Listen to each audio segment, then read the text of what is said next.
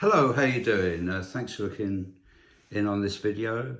It's about the case of Kato Harris. Flashback to about 10 years ago, 10 years ago, when he was acquitted. He had been wrongly charged and wrongly prosecuted for a very, very serious offence. And I think there were quite a lot of lessons to be learned from this case.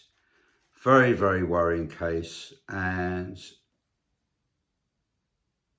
that where very basic principles have been broken, in my view, and some corrections have been made to the criminal justice system as a result of this case and other similar cases. But I think there are further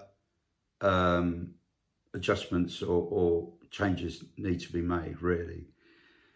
The first thing was under law, under human rights legislation, people should be equal before the law in coming into justice when prosecuted and so on.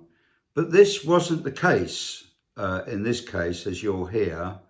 It was very unjust and really completely unfair, because on the one side you had a very powerful, rich people involved against a teacher with lesser means. And this was completely unjust in my view. The other thing for me is that it's becoming apparent that the police and the prosecution service are regularly making mistakes.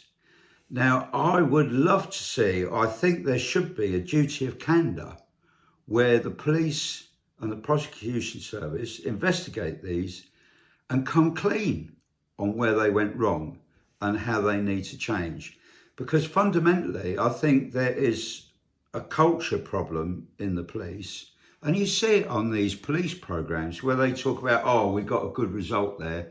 We got the guy sent down for so many years for this offence. That was a good result. Was it? It's not for them to comment on it being a result. Their job is to investigate a case properly and in a fair and balanced way, in my view, and not prosecute somebody wrongly just to get a result. And every now and again, it would appear that the police and the prosecution service have not been doing their jobs properly and have been doing it quite unfairly and unjustly.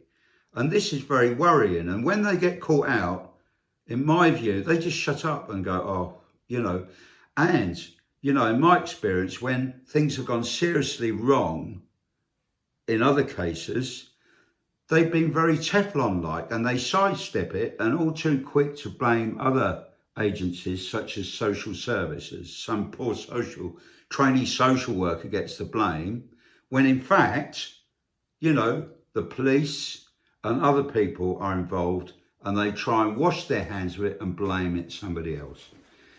So in this case, it involves a school teacher. His name was Kato Harris. He's 37 years old, and there's a YouTube available. I'll put it down below where you can watch him being interviewed on the subject, so you can hear from him. In December 2014, a 15-year-old girl, former pupil, claimed that she'd been raped 3 times, anally raped, when she was 13 years old at a posh independent school at Ascot, where Mr. Harris was deputy head and the geography teacher. She claimed it happened at lunchtime. Now, there's some concern that it couldn't have happened because the classrooms were locked and so on, contradictory evidence. When she was questioned by the policeman said, "Was it Mr. Harris that you're talking about?" And apparently she looked up and smirked and said, "Yes." And this was in the, and he suggested him, because I think there was only one geography teacher at the school at the time, so it could only be Mr. Harris. But Mr. Harris, it later came out, had never even met the girl, So,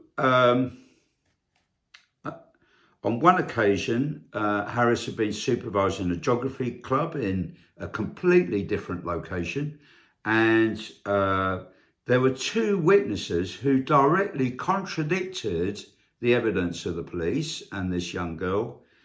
And the police took their statements and did nothing with it. And they didn't share this information with the defence, which is outrageous. And I think steps are now being taken that the prosecution and the defence should have, the defence should have this information, and the prosecution should share such information with the defence in future. But these two witnesses weren't produced at court.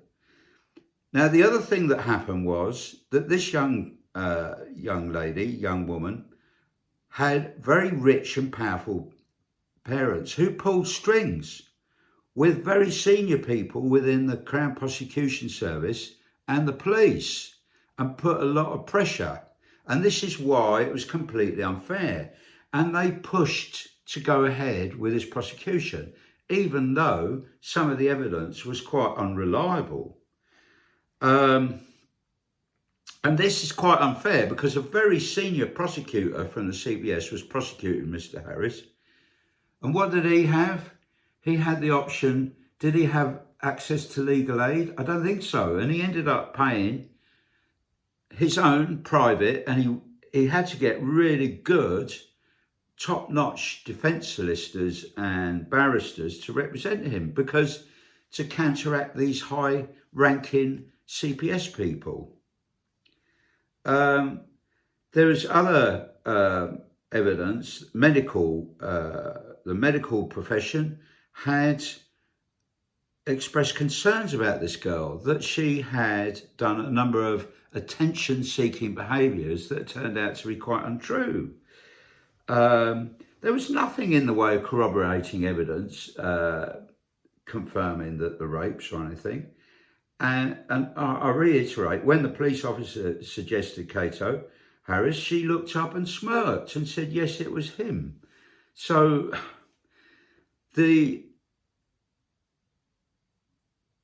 what happened here was the police and the prosecution service hid evidence that would have helped Mr. Harris. And this is outrageous. So you've got a totally innocent man, and he says that, you know, his career is now zero. He will never go back to teaching as a result.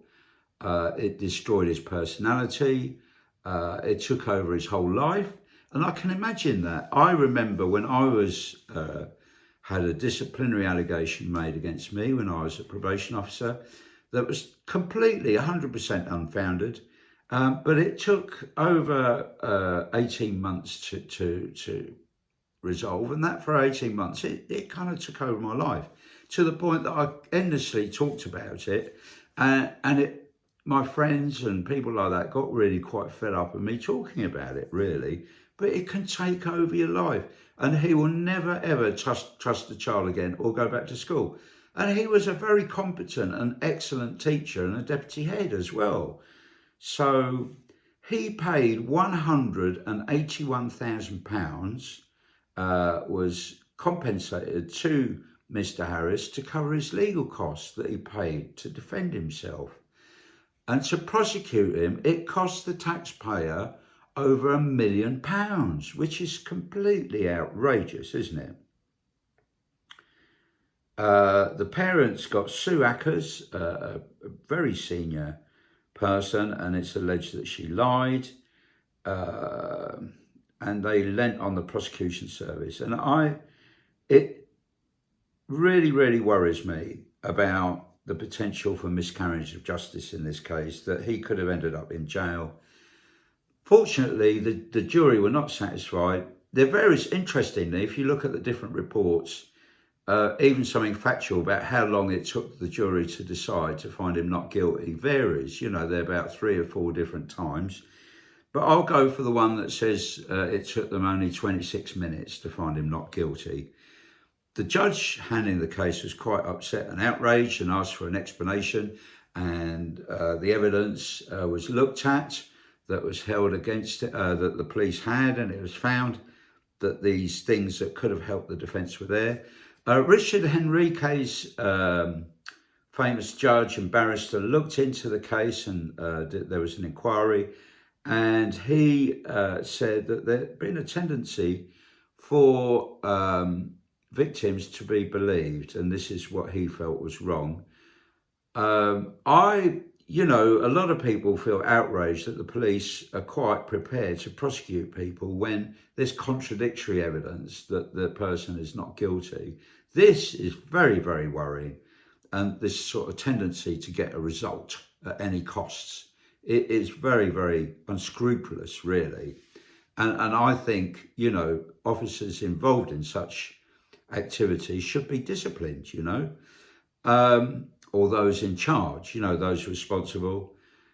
But like I said, he was paid £181,000 compensation because the CPS and the police could not provide any explanation for their behaviour.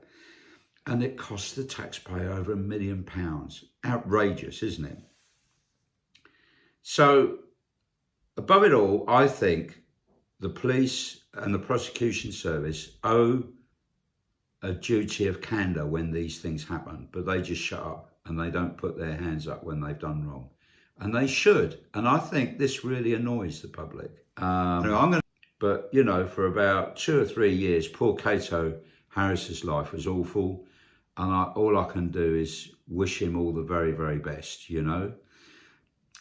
My final thoughts are that in the past, I think this may partly explain, is there've been a whole load of cases where teachers have behaved inappropriately and have committed sexual offences against young victims that were not prosecuted by police and not followed up. And a lot of historical cases have come to light, really. And I think this may explain why the police were eager to proceed, you know. But really, they really need to only proceed when the evidence is firm.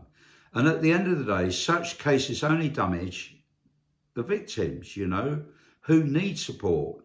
And the other problem is that cases at the moment are taking an awful long time.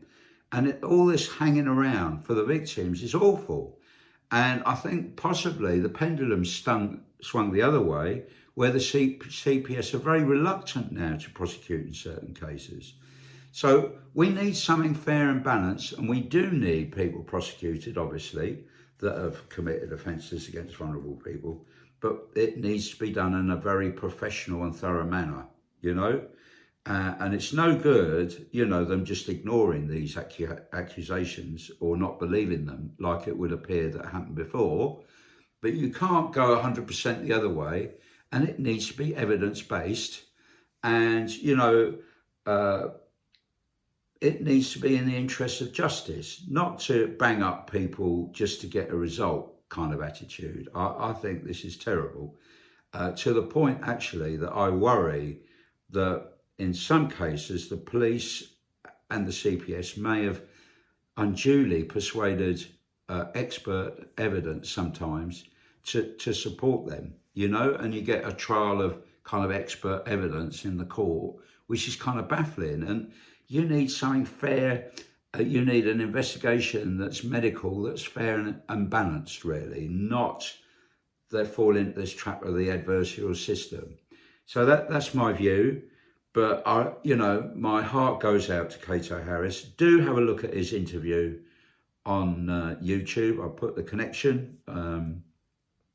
He's very articulate and puts over his point of view really well. All the best now, and thank you for looking in. Cheers now. Bye-bye.